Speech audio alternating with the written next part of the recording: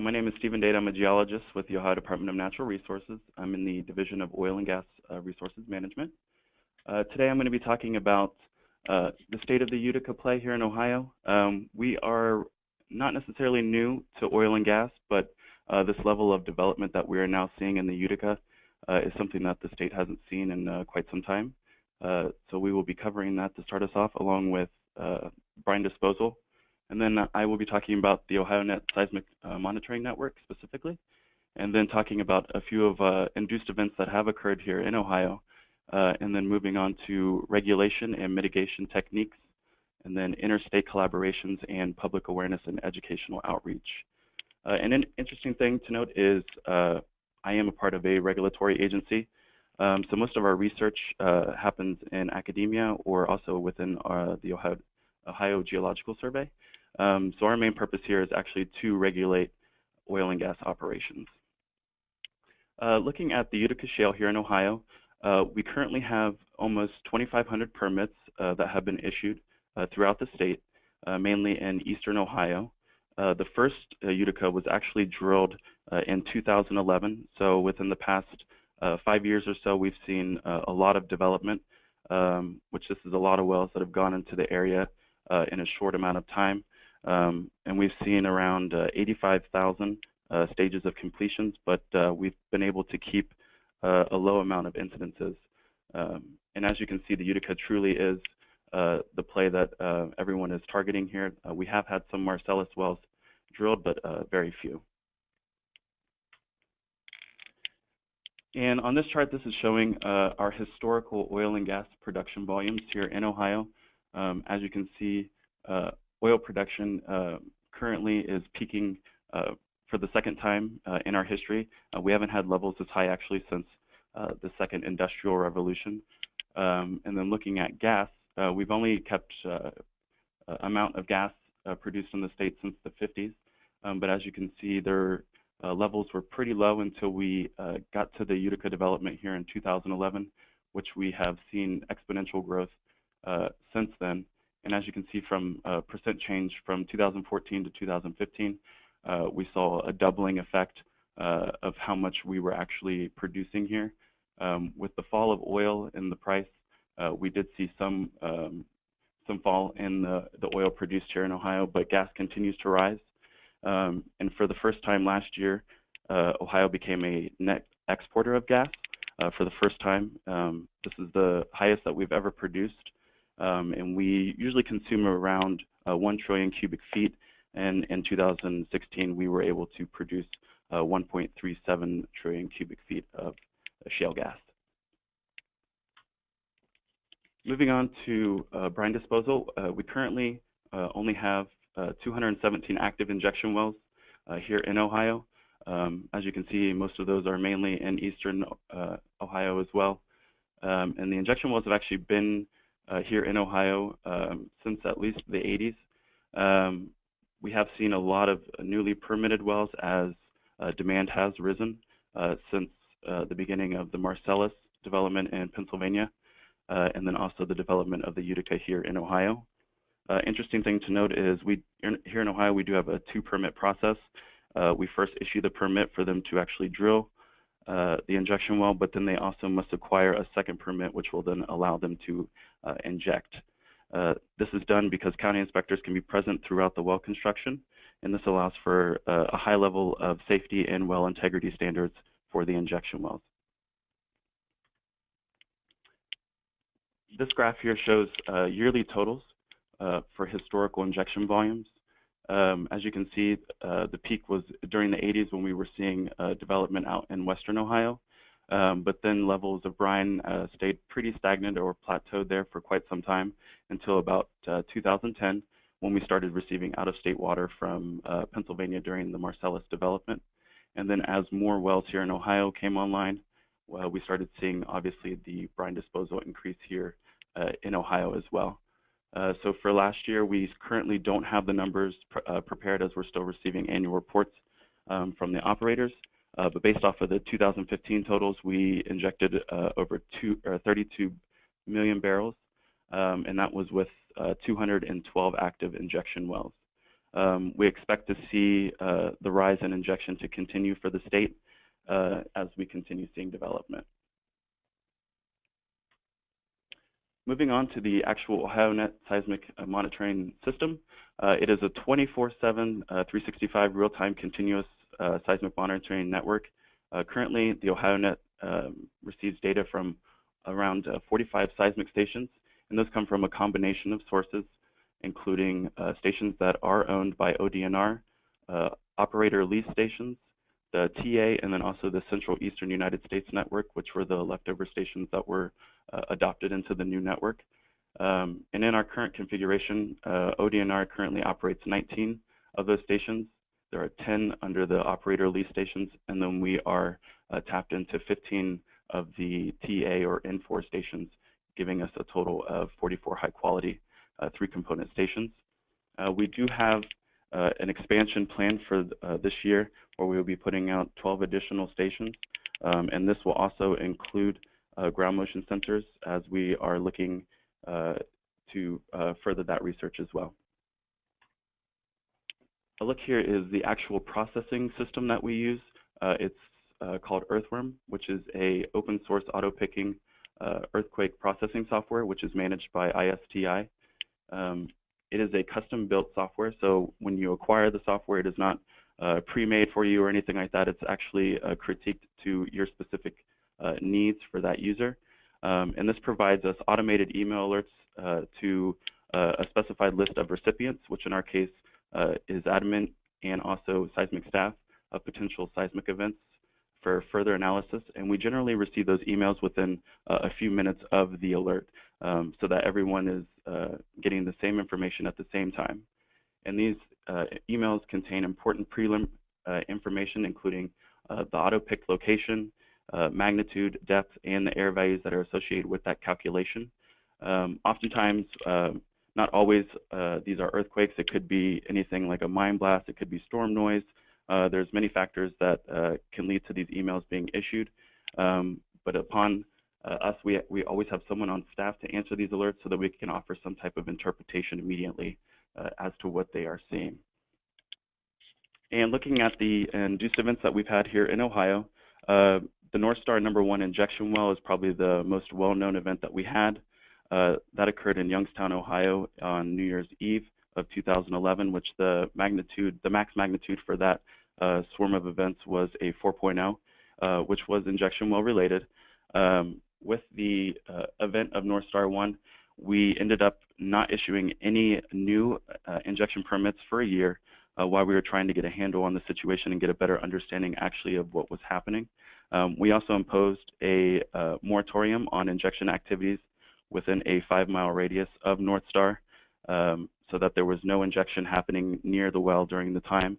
And this is actually what led to the creation of the OhioNET seismic network, which would eventually give us a better understanding of the actual risk and also add monitoring to the area. The second event that we had was later on. It was in area near Youngstown. It's in the Poland Township in Poland, Ohio. These events occurred March 10th through March 11th of 2014, and they reached a max magnitude of a 3.0. And the map that you're seeing here is the dots are showing you the actual seismic stations that did pick up this event, so you can see that it was picked up by sensors regionally. And at this time, the TA network was here in Ohio, so we were able to get very accurate data based on how many sensors were in the area at that time. And it is to note that this was a hydraulic fracturing related incident. And then the final one that I will be focusing on today is actually a sequence of events that we had in Harrison County, which the nearest city is Freeport, Ohio, and these took place in September of 2015. And the max magnitude that we saw from this was a magnitude 3.1. And once again, on that map, you are seeing the actual seismometers that were able to pick up that event and were used in the location of these events. And what you're seeing here is actually all of the sequence of events that occurred during the fracking process of the Hamilton pad in Harrison County. As you can see, the sequence started off very small in August, which at that time is these events were below our sensing threshold. So as these events started to build in magnitude, we started to see some of these smaller events, which led up to the largest event there on September 10th. And with these, what you're actually seeing, you can tell that these are not just random tectonic events that are happening, but these are actually events that were caused by the actual completion of the well or that lateral as they were going through the fracking process. Once the 3.1 event did occur, there was a temporary pause that was placed on the operation while we were better getting an better understanding of actually what was happening at the site. But the operator was able to go back and finish completion on that well pad after they submitted a thorough plan. And as you can see, the events never reached a magnitude 3 or anything else, but we did still see a lot of the low-level seismicity. And the way that we were able to pull out a lot of these smaller events that were below our threshold for sensing, this was done by Paul Freiberg of ISTI. It was through a cross-correlation method and then also waveform matching, where you basically will take the largest event, use that as your template, and then you will rerun all of the data. And then after it's been filtered, the computer can actually pull out all of these smaller events that match with the same signature. And so based on that, we can actually get a better picture of what the whole sequence of events was for that pad. On this map, you are seeing a depth view of the hypocenters, and this was done with cross-correlation and also with HypoDD method. So what you're seeing here are the actual well bores as they extend through the Utica, and then you can see the red dots, which are actually signifying the seismic events that we had seen. The black line that we have drawn across there is the approximate depth of the Precambrian basement. And with the Utica being only about 0.5 kilometers above the basement, we think this is actually what might be actually causing them because of their proximity to the basement. So in this case, you can see that the wellbore actually does transect what tends to be a fault plane, which we are seeing seismic events both in the Paleozoic and then also in the crystalline basement below. Next, we have a map view of the same hypocenters. As you can see, this definitely confirms that there is a fault structure that transects multiple well pads here in the area. And actually, this is how we figured out that we needed stronger monitoring in this area, because during the completions of the other two wells, we did start to see some seismic events, but they had never reached the magnitude that we had seen on the Hamilton pad. But it definitely gave us an idea that we needed to get better monitoring out there so that we could have a stronger confidence in our locations, especially for when the Hamilton pad was finishing through their completions. So with that, we were able to get much better data and accuracy with all of our seismic events that we have, and you can see that these truly form into a strike-slip fault. Looking at regulation techniques, the current seismic permit conditions that we have for injection wells here in Ohio, the chief can require a multitude of tests or evaluations when there's a proposal for a new injection well. And this is however he deems necessary, so it may include anything from seismic monitoring being put around the injection well, pressure fall-off tests, spinner tests, radioactive tracer or geophysical and electrical logs, and also downhole pressure monitoring. And then when looking specifically at horizontal wells, we've placed restrictions on wells that will be drilled within around a 3 kilometers of a nearby fault or areas where we've had known seismic activity, which those seismic monitors will have to be installed for a specific time period prior to when they actually do the completion operation, so that we can get a better knowledge of what the background or the ambient noise is to make sure that those don't interfere with our sensing ability. And right below there, you are seeing basically the regulatory thresholds that we use.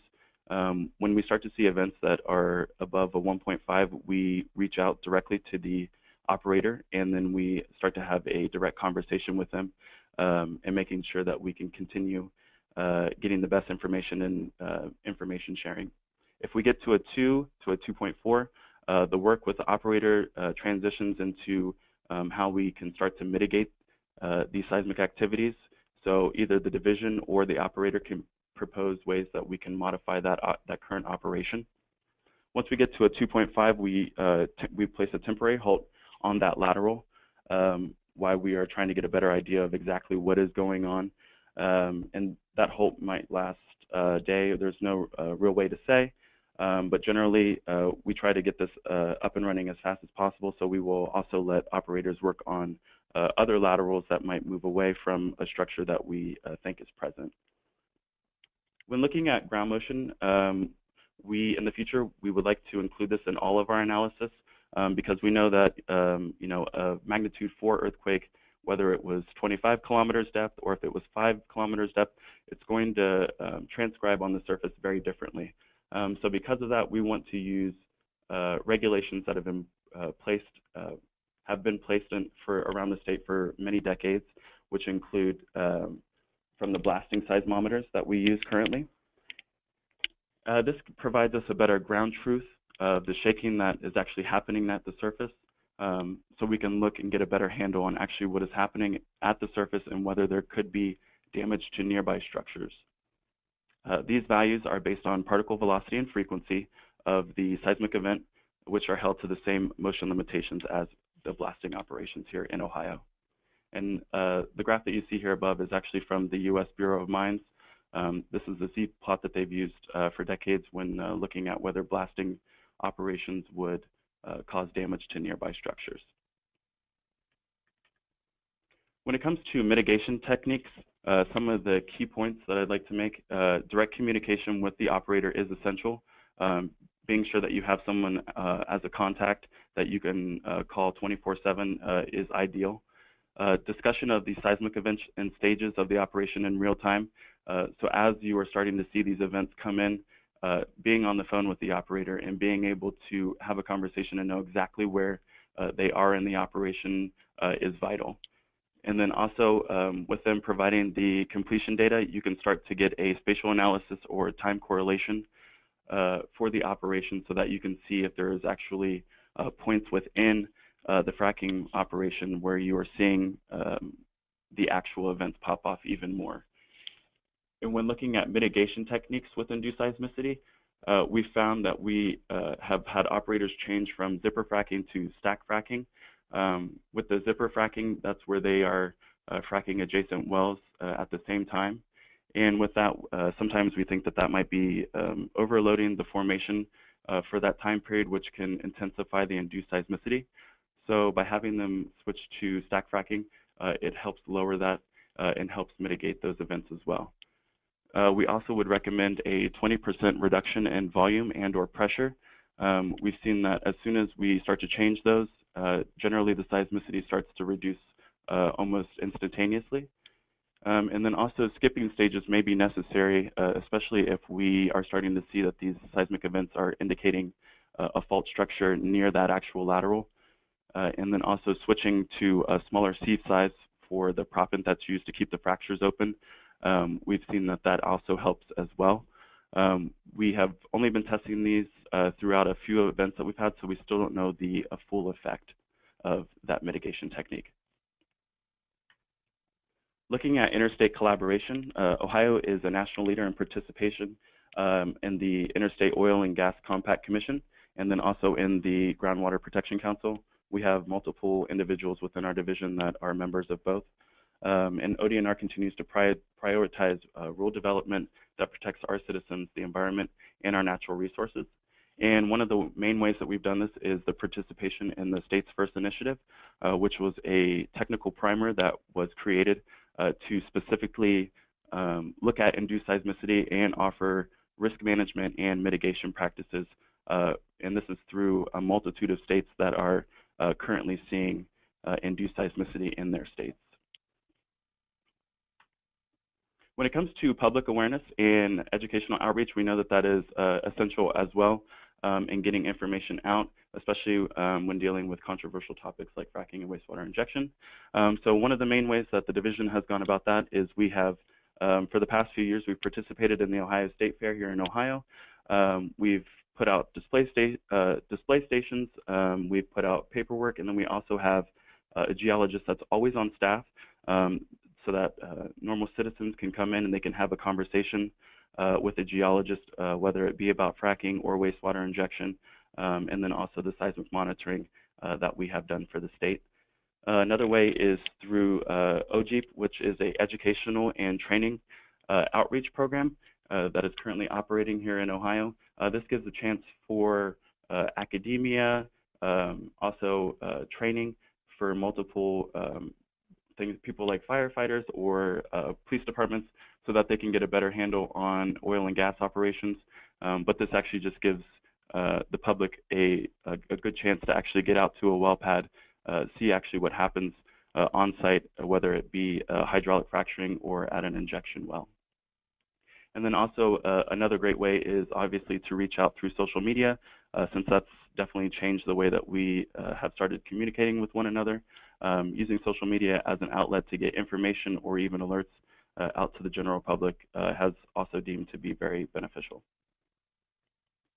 So to summarize, shale oil and gas development here in Ohio, along with brine disposal, will continue to rise for the foreseeable future. A real-time continuous monitoring network is mandatory when you're trying to mitigate the risk of induced seismicity. And with having an aggressive stance and staying proactive in the issue, it definitely has helped decrease induced seismicity occurrences here in Ohio. And then by having proper policies and regulations, we've helped guarantee the safe and proper extraction of the oil and gas while offering less shutdown times for operators, which obviously benefits them in many ways, including economically. And in the event of when you do see induced seismicity, direct communication with the operator is essential for the mitigation, along with modifying pad operations. And through sharing information with other states in your local community, you can definitely help in tackling the problem of induced seismicity, and this helps aid in the public confidence of their actual state's regulatory agency. If anyone would like to reach out and contact any of us at the OhioNET Seismic Network, below you will see our contact information. And I'd also like to give some acknowledgments to Paul Freiberg and Stefan Lazowski of ISTI, along with Mike Hastings of Hastings Microseismic Consulting, and Ivan Wong of Lettuce Consultants International for their continued work and support of the OhioNET Seismic Network. Thank you.